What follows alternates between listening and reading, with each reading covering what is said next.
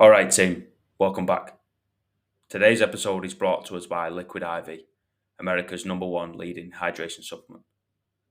Whether we're looking for some electrolytes post workout, an immune support, a sleep aid, and we also have a sugar free option, it's all there with Liquid IV. We can save ourselves 20% off at checkout using code NOMADIC. That's Liquid IV. Save yourself 20% off using code NOMADIC. Today's episode is also brought to us by Laird Superfood. They've got it covered from supplements to coffee to snacks. Everything comes from the ground. It's plant based, focusing on nourishing our body from the inside out. That's Laird Superfood, Laird Superfood. We can save ourselves 15% off using code NOMADIC. That's Laird Superfood, 15% off using code NOMADIC. Now, let's get back to the chat. Go. Thank you so much for your time, brother. I guess we got Nick, the book guy.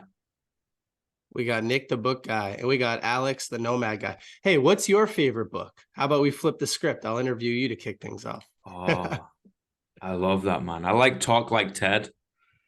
That Yeah, really it's a good helped. one. Carmine Gallo. That's a good Yeah, book. that one really helped me, like back in the day. Used to get like quite wicked social anxiety. So it was like, right, what are the tools here to be able to talk to some folk? Right. Yeah, so probably Talk Like Ted. I love The Alchemist. Um, yeah, and then Daily Stoic. Oh, Daily Stoic is so good, man. I can almost recite that whole book from just from my memory. I've read it all the way through many times. It's a really good one. It's so good, man. Oh, what's the other one? Fuck. Man's Search for Meaning. That book shook my soul, man. That's another good one, man. You're naming some fire books. Those are a lot of my favorites too. Really, really shook me up. That I like history. I'm a bit of a geek when it comes to history. I think if we learn what has happened, we can help to mold what will happen to go into the good side rather than the negative side. How about we learn from what's already been done? But yeah, a bit of a history geek, and then try and learn from that, man. Yeah. Well, good for you. Yeah, one of the things that people hear me say all the time is that a lot of us, we think our problems are unique to us. Like we think our pain is unique to us, our situations are unique to us. But the fact is, about 100 billion with a B, 100 billion people have lived before us. Millions of them have written books, and thousands of those books could help you overcome the same problem that you're dealing with today, right? It details how somebody else overcame that same issue. And so, yeah, you're right. History is a great teacher.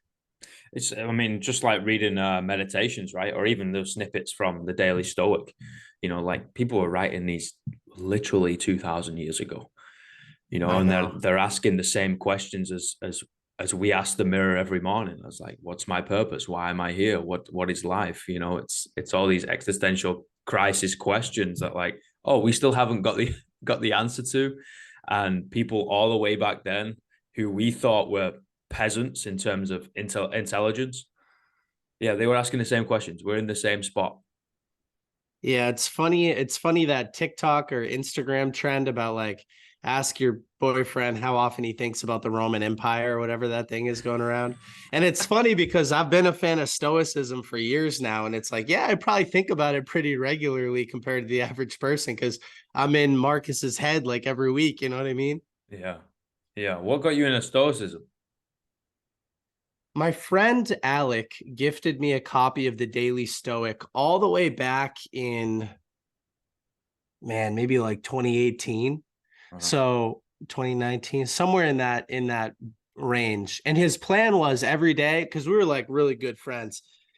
The plan was every day we would each wake up, read a passage of the book, and then call each other on our way into work or whatever and talk about it for a few minutes. And so we Love never that, really man. got that routine set in place, but I read the book every day for years. And, Ryan Holiday has been on my podcast before. And I love all the stoicism stuff. I have like 5 or 6 different stoic related tattoos as well. I know you can't see them, but yeah. What's your favorite, like, little snippet, little quote? Well, I got Memento Mori tattooed on my chest right here. Like Remember your that. own mortality. Yeah. Yeah. And I think about death more than most people, because it helps me prioritize my time. And I don't want to live a life full of regret. I don't want to end up wishing that I had done more. I don't want to just passively consume social media and Netflix all day. Like I want to go out and do something, you know? So that's been a really good reminder for me. What about you? That's a great question, man. I think about death a lot too. I really, really do. I think about it at least once a day for a significant amount of time. Like I'll sit there and I'll daydream for 30 minutes and I was like, Al, what are you doing? I was like, I'm thinking about death, man.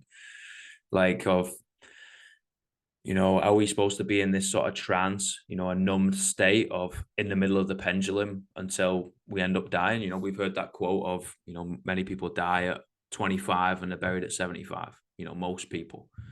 I'm like, nah, I don't want to do that, man. That's not me. And I think most answers are in nature, and usually they show you the answers within yourself. I'm a big fan of, if the universe is the answer, what's the question? And our whole goal is to ask the right question because the answer's out there. It's already there. We just need to ask it the right question. And it's yeah, I think about death a lot. It's probably going to be along those lines. Yeah. Well, that's a good point that you brought up about the question. So one of the books that I'm listening to right now, and I don't really listen to a lot of books. I mostly read them, physical paper books. We could talk about why if you want, but I'm listening to the Elon Musk biography that just came out by Walter Isaacson. And one of Elon Musk's favorite books growing up is The Hitchhiker's Guide to the Galaxy. And in that 42. book, yeah, 42, right? So it's not about the answer, it's about the question. And so I think a lot about that too, just like you do. Man, we're kind of cut from the same cloth. We consume a lot of the same stuff and think about a lot of the same stuff, it sounds like. See, like that's to be honest, mate, talking to people and talking to a whole array of people is a real privilege. It's a real beautiful thing. And the biggest thing that I've taken from this thing that we're doing now, this podcast thing, right, which is just like personal media, a conversation of like tune in if you want, if you don't, cool, whatever, is people are more similar than they believe. Yes. What there might have been one day where I've looked at you and you'd have looked at me and be like, oh, there's different flags. They're in different orientations. There might be different colors. There's going to be a difference, or age or height or gender or whatever, right? All these barriers that we end up placing in front of each other for connection. You're like, we're not that different. We're really not. We feel the same things. We ask ourselves the same questions. We kind of want the same thing out of life of like, hey, let's have a good time, see people smile, love our loved ones, and then somehow make it to the grave of like, that was a wild ride. You know, I think one time through is enough. Like it's one of those things of like, we only live once, but if you live right, once is enough. Yes. Yeah, I agree. That's so the question, like talking about good questions, what are you optimizing for is a question that I ask myself all the time. And I think the answer is enjoying the passage of time. That's Yeah. it. And like that's slightly unique for most people, but like you said, it includes doing what you enjoy, not doing what you don't enjoy. It includes loving your loved ones. It includes living a fulfilling life. Like that's what everybody wants. Where did that come from though? Have you always been like that? Or was there like an acute moment, or was it a slow build up over time, or where did that come from? So I think from when I was born until 21 years old, I was mostly just asleep at the wheel. I Yeah. was just kind of living life. Didn't really speak up very much. I also had a lot of social anxiety when I was growing up. And I was just, I don't know, a sheep. Like that's a way to think about it. Yeah. But going into my senior year of college or university, whatever you want to call it, I was 2021, and I took an internship at a local software company. It was a sales position. And my boss at the time, I just met him. His name is Kyle. And he recognized that I was driving about an hour each way to this internship that summer. So he basically said to me, like, listen, man, listening to the same songs, right? The same music playlist on your way into work for the 1000th time, like it's not going to get you closer to where you want to be in life. You should check out podcasts. So that was the first that was kind of when I decided to wake up, really, because I listened to one show on the way to work, one on the way back for weeks. And so many of the successful people being interviewed were giving at least some credit for their success to the books that they were reading. Meditations, The Daily Stoic, Extreme Owner, whatever, Man's Search for Meaning.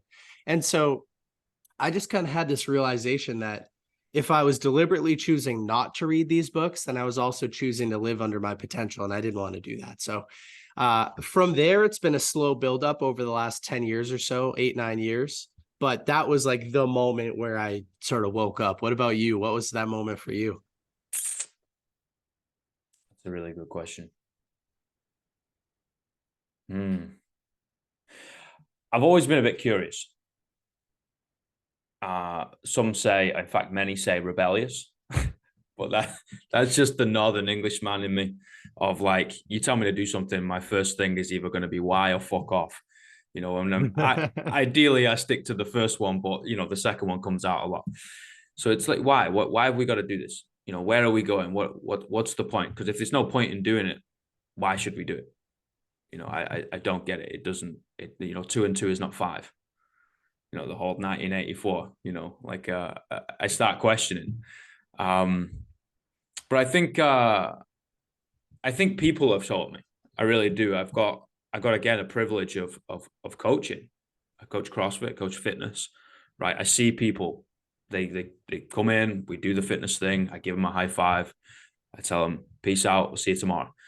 And just you see pattern recognition time and time and time and time again. I've ended up coaching for 13 years, CrossFit for 9. You see a lot of folk.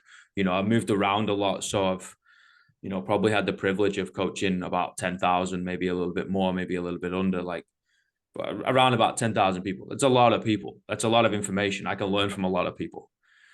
So they've ended up showing me of like, oh, okay, like I don't know everything.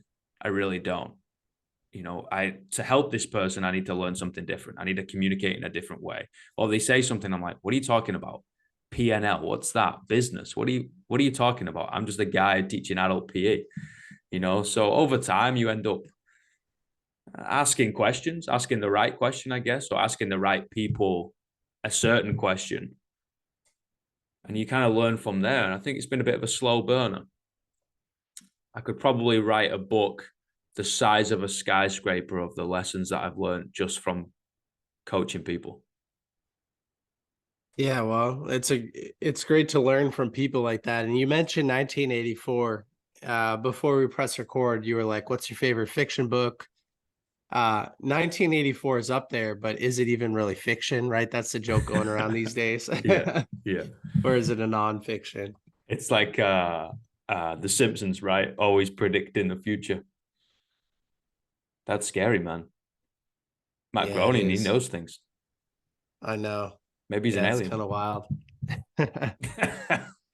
It is kind of wild. Do you ever listen to the Joe Rogan Experience? Yeah, I think some of the guests he's got on is fascinating, and I think he's a fascinating mind. The way he communicates is a very, very interesting way. It's just open. I feel like it's really open. Yeah. Well, I'm getting like a lot of, I'm on a lot of podcasts, promoting this book that I'm putting out soon. And a lot of them they're very cut and paste. They're very similar. They're very dry, but like Joe's podcast is very conversational and it's about whatever. And like, it'll go in any direction and he just follows his curiosity. And I get some of those vibes from you. So that's why I was bringing it up. It's like, talk about aliens, you could talk about whatever. And so it's a lot of fun to host a show like that. I like what you're doing. I appreciate that. Like a fucking great deal, man. I just see this thing as a conversation. Don't ever think like I'm buddy worldwide news or BBC or it's going to be an interview. It's like I have no questions. I usually have 3 questions at the end that remain the same. But if we don't get there, we don't get there. If it goes left, right, and center, it doesn't really matter, right? Like this thing kind of started out of desperation. I saw a lot of folk and for some reason they thought they could confide in me in some personal stuff. They ended up saying that they keep slashing themselves. They're not in a good way. The head was in a noose. They're really, really suicidal. And I was like, oh, okay, well, let's talk about it. I guess let's let's try and figure this thing out. And it seemed like it was helping. I was working 18 hours at the time, sleeping on average 4. I was literally shutting down, like having a mental breakdown, and body was breaking. I was like, well, how do I have conversations with people if I don't have any time? And then that's when this thing came out. So I'm literally still using the same buddy microphone, and we're just still talking shit. And it's like, well, the conversation's there if you want to join. If not, no problem. Like, you can say whatever you want. I kind of got a rule of like, here's a table, pull up a chair, give me your perspective. I don't know. The only thing I know is I know nothing. And that's kind of it, man. Yeah, every time I read a new book, especially about a new subject, I learn that I know even less than I thought I did before about the world. It's a humbling experience. So, although I grew up with a lot of insecurities around my ability to communicate and some social anxiety, I also developed an ego in the world of sports and stuff. Yeah. And that would represent itself at the expense of other people. But one of the first things that started to remove my ego was reading these books, because I thought I was Mr. Know-it-all, like you couldn't tell me anything I didn't already know. And then I start reading these books and the language is new. There's 1,000 books about a subject I didn't even know existed. And it's like, oh, so it was just kind of shot to my ego after shot to my ego, which was a lot of fun. What is your relationship like with your ego? I think it's really friendly now. So, I mean, the ego is defined in so many different ways, but I like stoicism, kind of separation from oneself, like uh thinking about the ego as the enemy almost, the voice in your head that tries to get you to play small or judge other people unfairly or judge yourself unfairly. And so, but then the ego that I dealt with was never really self-deprecating other than the social anxiety. It was more like, oh, look at me, I'm the man. It was Oh, yeah. it was like arrogance, like cockiness, like I'm better than everybody else. And that was the ego that I dealt with. And so I had to just learn that ego is the enemy. And I had to learn that, by providing value to other people, that's a healthier relationship with myself and other people. So yeah, it's such a confusing subject, but I think it's that little voice in your head. If you can kind of observe yourself from a third party perspective during meditation or something, you realize that you are not that voice in your head, which is kind of confusing, but yeah, I'm comfortable with it now. What about you? Oh, man. I think heaven and hell is the extremes of our own consciousness. Um, and we pendulum from one extreme to the other, and we are the devil we choose to become. And I repeat that saying to me, or maybe 5 times a day, mate. You are the devil you Yeah, choose to it's a become. Everything is what you create. You have the choice. It is in your hands. And I had a question from one of the members maybe a couple of weeks ago. Randomly, she just went, "Coach, why do you train?" I just thought about it for a minute and looked back at it. And I was like, to keep the devil on the other side of the door and to remind myself that it's locked from the inside. To say that I have the control. When you balls deep in a workout, heavy weight on your back, whatever, going for a run, doing meditation, journaling for some folk, whatever it is, you're in a situation which it's hard. It's difficult. You got to do hard things, right? It reminds me of like, oh, I'm in control. So if I treat this person poorly, it's my fault. I'm like, oh, okay, cool. If it didn't quite work out, it's my fault. Oh, okay, cool. I've got contributing factors there. That the reins are in my hand. It's locked from the inside. So I guess it's a way of me eating my own humble pie. Yeah, well, there's a good dose of extreme ownership for you. It is in your control. And one of my favorite books, man, I haven't read it in a long time, but it was one of the first books I read. Joseph Campbell is the author. Joseph Uh, Campbell. what is the name of that book? It's The Power of Myth, Myth, The Power of Myth. And in that book, he says, all the gods, all the heavens, all the hells are Are within within me. us. Yeah, Yeah. are within me. Yeah. And yeah, I think it's very similar to what you're saying. It's you are in control. And also kind of understanding what's not in your control you shouldn't react to. That's kind of another stoicism concept, is like there are external events that you have no control over, so you can't let them rock your emotional center. A natural disaster, a worldwide pandemic, whatever it is that's not in your control, you have to understand the difference. But you should still take ownership of the situation, but like your reaction to an external circumstance is under your control. That is what you always have control over. So if you react emotionally to something, like, you have to take ownership of that and apologize and fix it, that type of thing. So that took me a long time to like figure out and get comfortable with. Here's the question. What are you trying to find?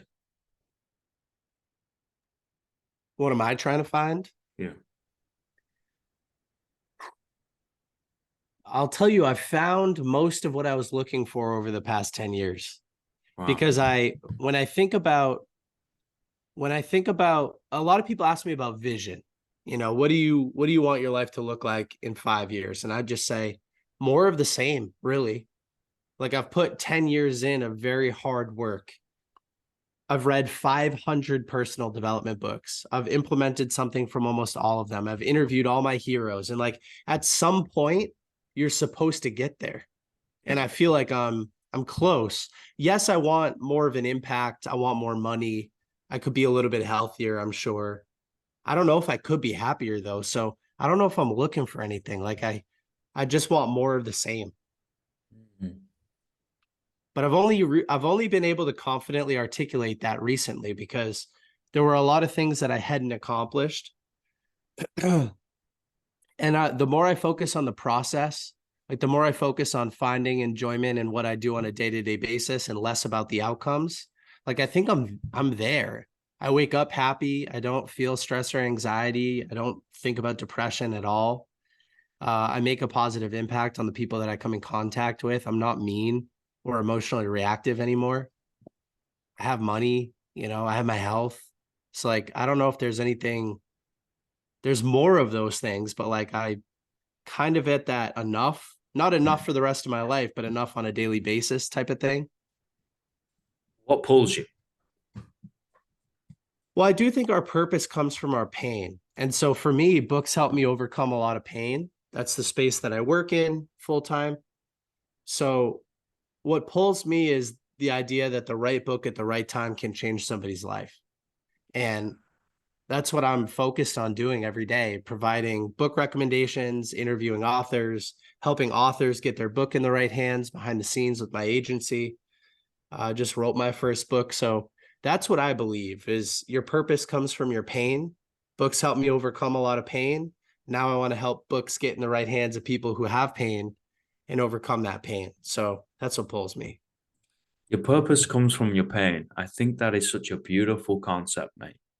And I think more people need to hear and digest and understand it, because we feel pain like you've put your hand on a hot stove and you pull it away and you're fuck, I'm not going to do that again. You're like, we kind of need to explore it. We kind of need to digest it. We need to understand it, and we need to be compassionate towards ourselves. And a lot of the time, hidden deep within it is your purpose. There's always a purpose. Yeah. And I think your purpose can change over time for sure. Yeah. There's a quote, man, I forget who said this, but they said, don't ignore the opportunities in your life that have the opportunity to teach you the most. And I think pain is that opportunity for most people. It's like you try to ignore it, you try to get rid of it as fast as possible. But if you do sit in it, then you're much better off as a result. If you explore it, if you search around in it, because you can find a purpose. So yeah, I do believe your purpose comes from your pain.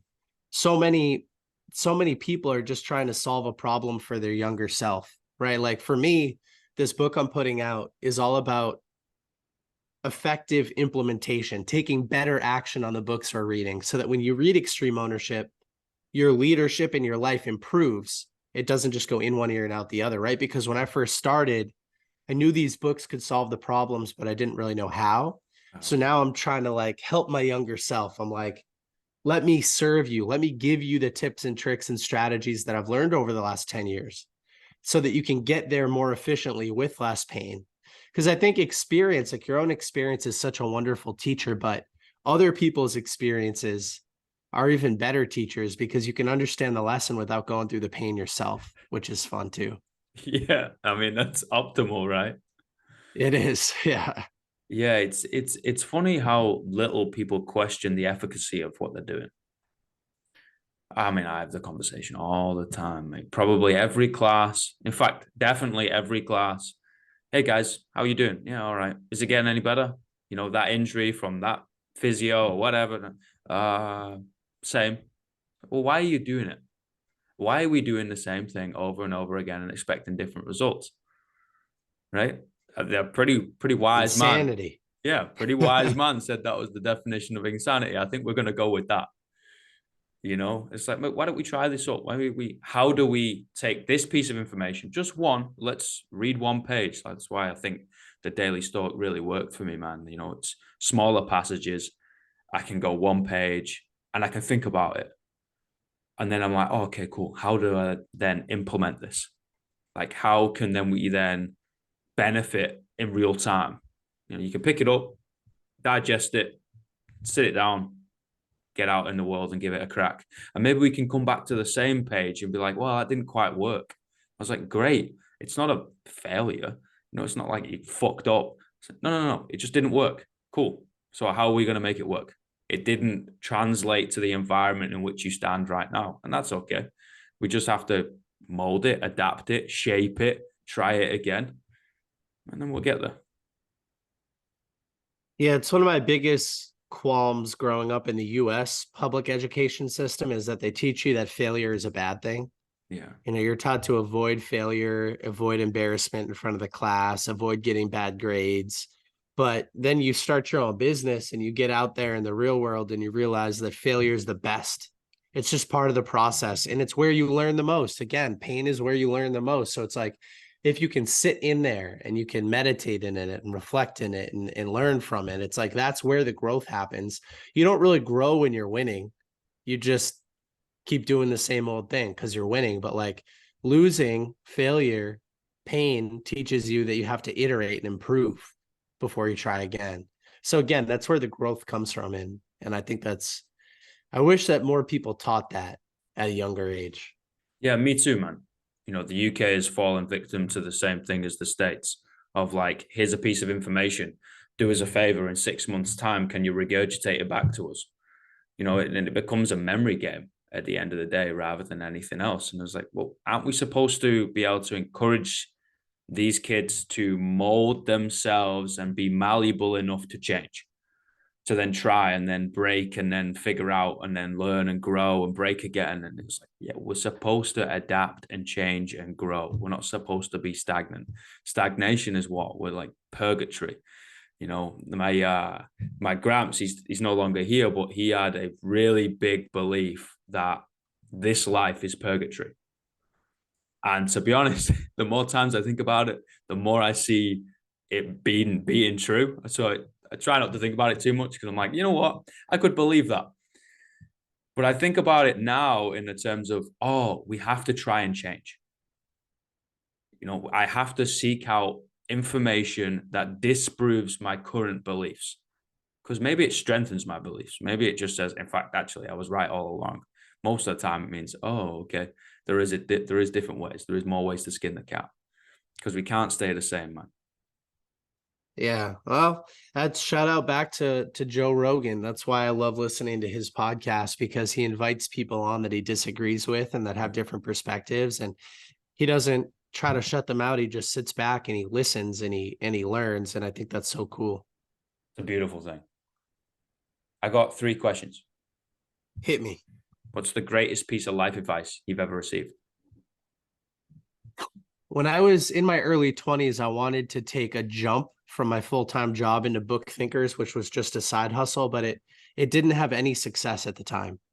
And one of my mentors, a coach at the time, told me, he said, Nick, listen, man, it always takes longer than you think it's going to. So please be patient. Don't jump off the cliff and try to build the parachute on the way down because you'll operate from a place of scarcity, you'll compromise on your values. You'll end up running out of money and you'll give up on entrepreneurship. And just like you, I'm rebellious. So he said, just stick it out, man. Be patient. No matter how many times you read Aesop's fable, The Tortoise and the Hare, the tortoise always wins every single time.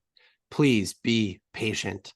And so that's what I did, man. And, now my agency employs 10 people and we help hundreds of authors a year. And I just wrote my first book and I'm full time in it, man. But I waited, and if I didn't wait and if I made that jump, I would have burned out. I would have given up. So that's the best advice that I've received. It always So takes longer than you think. that's so beautiful to hear too, man. I know it sounds cliche, but I like to hear people doing well. It's really fucking cool seeing someone have a little fire under Thank their you. ass and being like, you know what? In fact, I've gone for it, and it's working out. It might not have worked out the first time or the 150th time, but they're there, they're cracking on, they're swinging that bat. I was given a stat the other week of you only need to hit 30% home runs to reach the Hall of Fame in baseball or something crazy. And I was like, 30%? 1 out of 10? Hall of Fame? Cool. Keep going. We're all good. Love it. What's the worst piece of life advice you've ever received?